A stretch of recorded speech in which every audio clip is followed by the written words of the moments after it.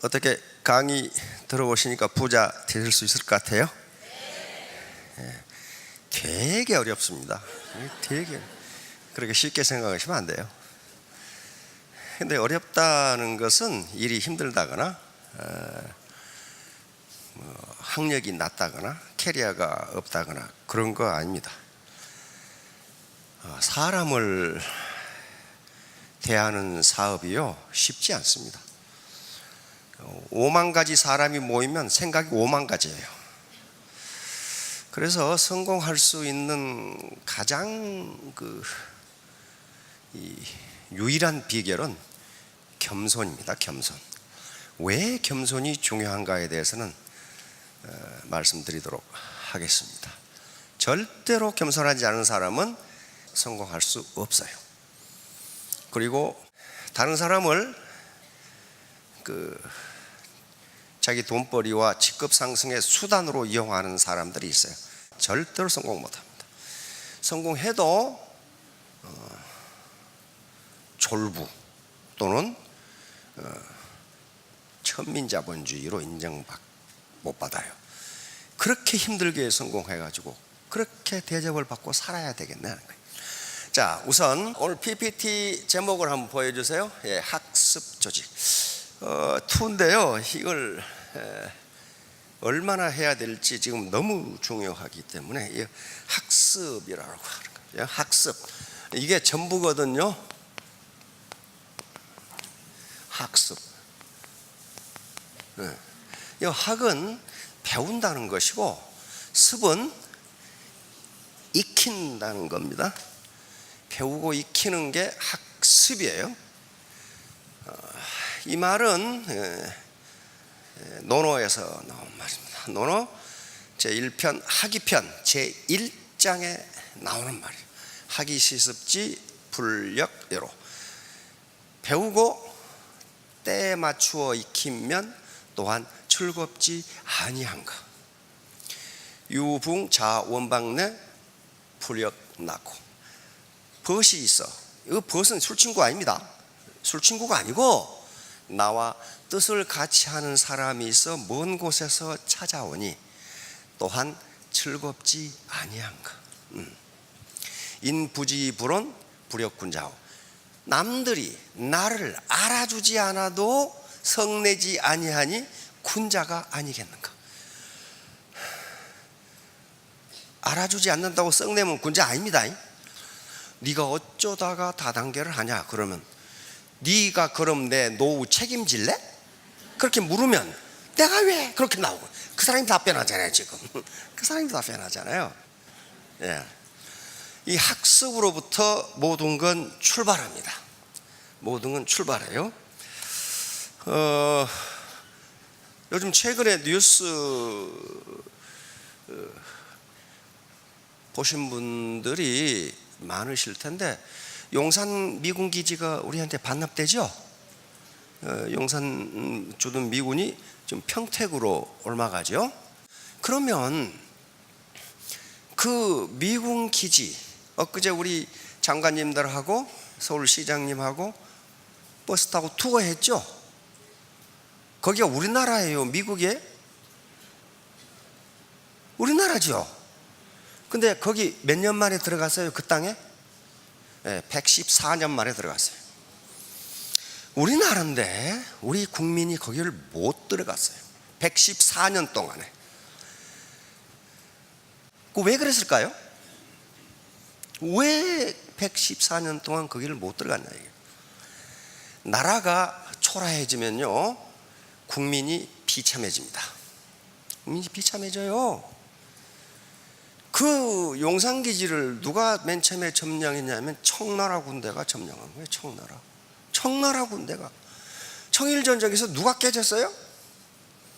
청나라가 깨진 거죠. 졌어요. 그리고 러일전쟁에서 일본이 러시아를 격파했어요. 그러고 나서 1904년에 일본군이 용산을 점령합니다. 일본군이 우리한테 물어도 안 보고 용산을 점령한 거예요. 왜? 나라가 비참해지니까, 나라가 힘이 없어지니까 국민이 비참해진 거예요. 그 일본군이 점령을 했어요. 그래서 그 일본군 감옥, 일본 장교, 전략본부 다 세웠어요 거기다. 그러고 나서 태평양 전쟁에서 이번에는 또 누가 깨졌어요? 일본이 뒤지게 두드러 맞고 미국한테 항복을 했어요. 그러니까 누가 점령해? 이번에는 미군이 점령해. 그래서 114년 동안 대한민국 영천대 대한민국 국민이 가보지를 못했어요. 그렇게 나라가 초라해지면 백성이 비참해진다니까요. 비참해져요. 그러면 왜 그렇게 비참하게 되었는가를 아셔야 돼요. 이건 나라의 문제가 아니고 나는 그러면 어떻게 해야 비참해지지 않을 것인가를 생각하셔야 돼요. 그렇죠?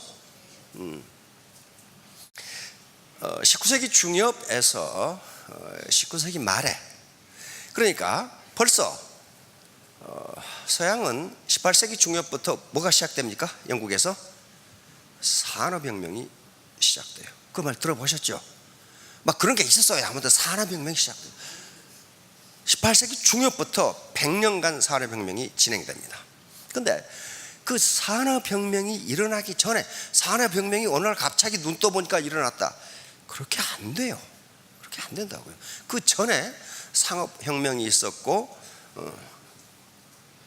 대항해 시대, 배 타고 해외로 나가는, 그래서 식민지를 개척하는 대항해 시대가 있었어요. 그러면서 농업혁명이 일어나고 농업자본과 상업자본이 산업자본으로 전환되는 과정이 산업혁명입니다. 산업혁명 괜히 일어난 게 아니에요. 자본이 축적되고 기술과 지식이 축적되면서 산업혁명이 일어났습니다. 그래서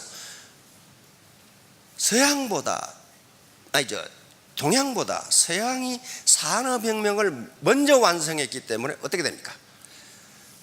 어떻게 돼요? 동양은 지난 200년간 서양의 지배하에 들어갑니다. 산업혁명을 완성한 서구 세력은 제국주의화합니다.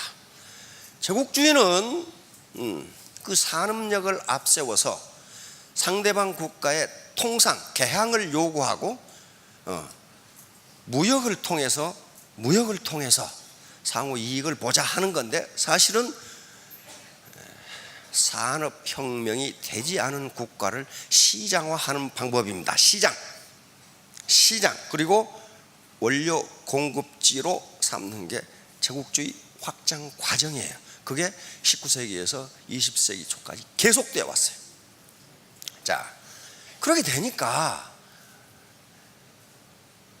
우리나라의 병인양요, 신미양요, 운양호 사건, 그 고등학교 때 졸면서 들어본 생각이 나시죠? 뭐 그런 게 뭘까? 이제 산업혁명을 완성한 서구는 해외 시장을 찾아야 할 필요가 있습니다. 상품 시장과 원료 공급지를 찾아야 돼요. 안 그러면 어떻게 되나요? 왜 그 사람들이 와서 우리 보고 항구 열어라, 문 열어라 그러겠어요? 물론 교역하자, 왜 그러겠냐고요. 산업혁명이 완성되면 지금까지 수공업이던 생산이 기계제 생산으로 바뀌어요. 그렇죠? 그러면 상품 생산량이 어떻게 되겠어요? 배틀로 아줌마가 앉아서 배 짜는 거 하고 방직기계로 막 짜는 거 하고 생산량이 어떻게 되냐고요. 기계제 생산이 엄청난 생산을 하게 돼요. 기계로 해버리니. 그렇죠? 그런데 생산량은 엄청나게 늘어나는데 팔리지가 않는다. 그럼 어떻게 돼요? 그 나라가 망해버려요. 그걸 공황이라고 그래요. 공황이 산업혁명을 완성하고 시장이 없으면요 반드시 공황이 찾아와요. 그걸 공황이 찾아와서 망해요. 그러면 동양을 보자. 이게 그거 놔두고 서양이 산업혁명을 완성하고 우리나라에 와서 강화도 사건, 운양호 사건, 신미양요, 병인양요 다 들어보셨죠? 프랑스 함대가 와서 강화도로 와가지고 통상하자, 조약을 맺자. 그러니까 우리는 어떻게 했어요? 대포를 쏘고 그래가지고 몽땅 쫓아내버렸죠. 자, 우리가 그러니까 일본의 지배를 받고 국민이 비참해지고 백성이 자유를 잃어버린 게 무엇 때문이냐는 거예요. 무엇 때문이냐? 산업혁명이 늦은 거예요. 산업혁명이 늦은 거라고. 그것 때문에 지금 서구가 서양이 동양을 200년간 지배하고 있는 거고 앞으로 몇 년간 더 지배할지를 모른다고. 늦었어. 산업혁명이 늦었어요. 3차 산업혁명까지는 산업혁명이 진행된다는 얘기도 누가 해준 놈이 없어. 근데 지금은 우리 마누라까지도 4차 산업혁명 그래. 그건 다보스 포럼이라는 데서 부자 클럽 있죠. 부자 클럽. 세계 0.001%만 참석하는 포럼이 있어요. 우리는 가고 싶어도 못 가요. 참가비 2천만 원. 연 소득 70억 불 이상. 세계 경제를 이끌어 부자 클럽이에요. 거기서 그걸 만든 슈밥이라는 사람이 지금 4차 산업혁명이 진행되고 있다. 그 말을 해버렸어요.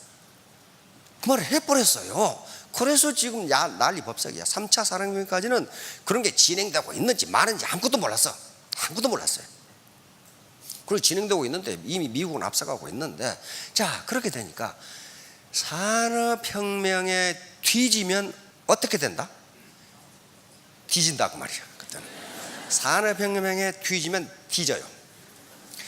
우리가 이렇게 배우고 공부하고 학과 습을 한다는 것은 자신의 생존력을 높이는 거예요. 그리고 자유의 범위를 확대하는 겁니다. 내가 새로운 정보와 지식을 알고 그만한 소득이 있을 때 자유가 생기는 거지. 에? 어떻게 자유가 있냐? 내가 지금 간호사인데 내일 쉬고 싶어. 그 자유 있어요? 없어요. 자유 없어요.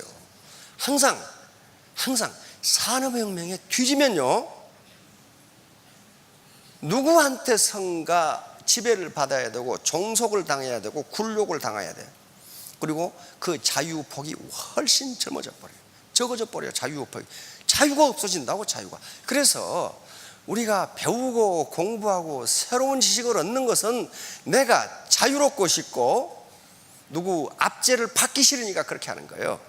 그래서 겸손해야 된다. 계속 새로운 지식과 정보를 받아들이지 않으면 누구 밑에서 일하거나 자유폭이 훨씬 적어집니다.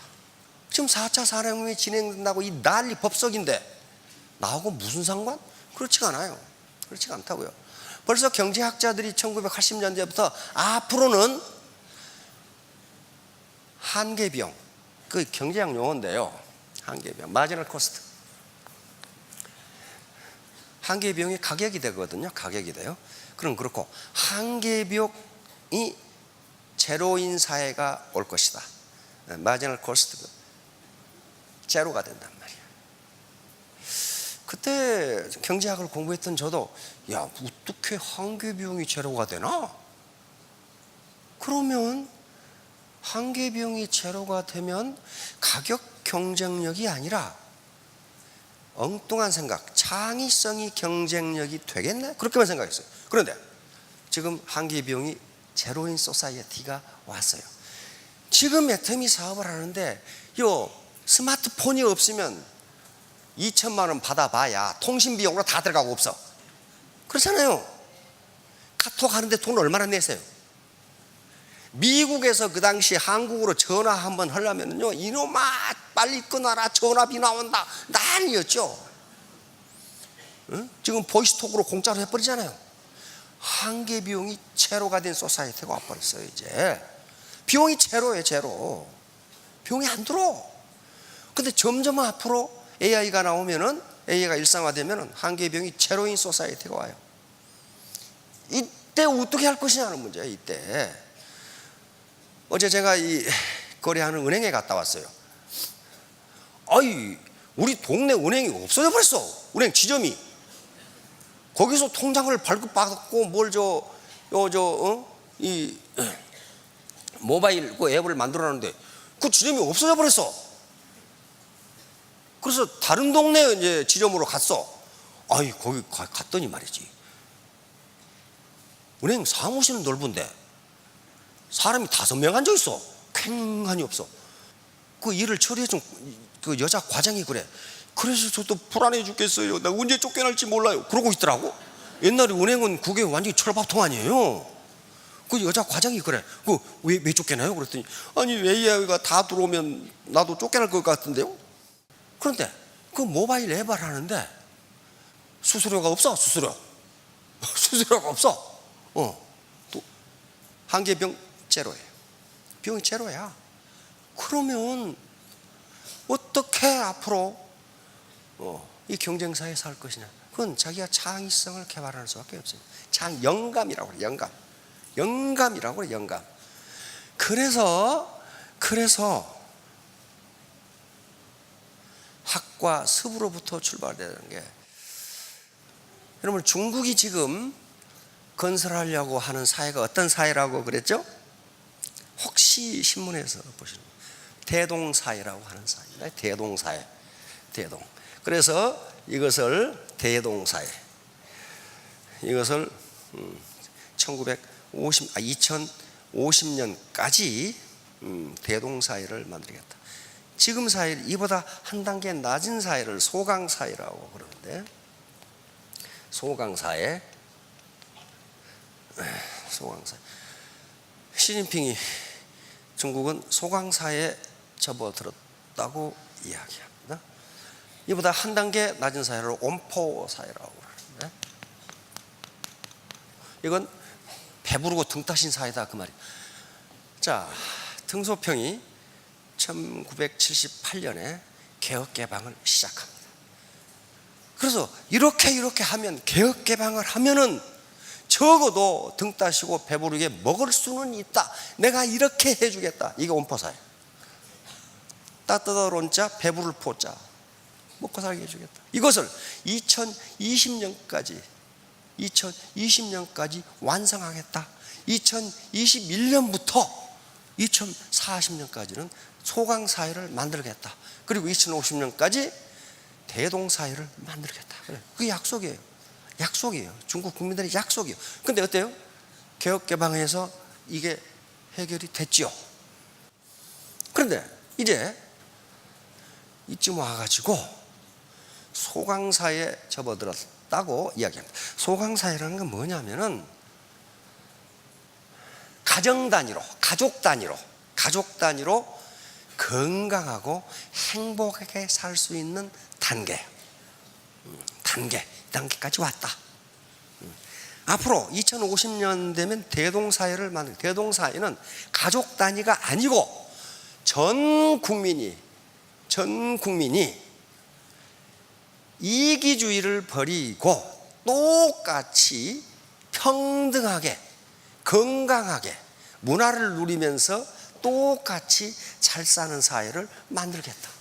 이게 대동사회예요. 대동사회. 이건 등소평이 만드는 게 아니고 공자가 쓴 예운편 제1장에 있는 말이에요. 그러니까 그걸 따다가 이 사회를 만들겠다고 하는 거예요. 이 사회를 만들겠다. 자, 여기서 이제 결론적으로 말하면, 내 산업은, 국가가 어떻건 내 산업혁명을 하지 않으면 나는 누군가에게 종속돼야 되고 내 자유폭이 엄청나게 좁아진다. 그래서 새로운 지식과 새로운 정보를 받아들이라는 거예요. 자, 3년 후, 5년 후에 모두 로얄 마스터 되시기 바랍니다. 예, 감사합니다.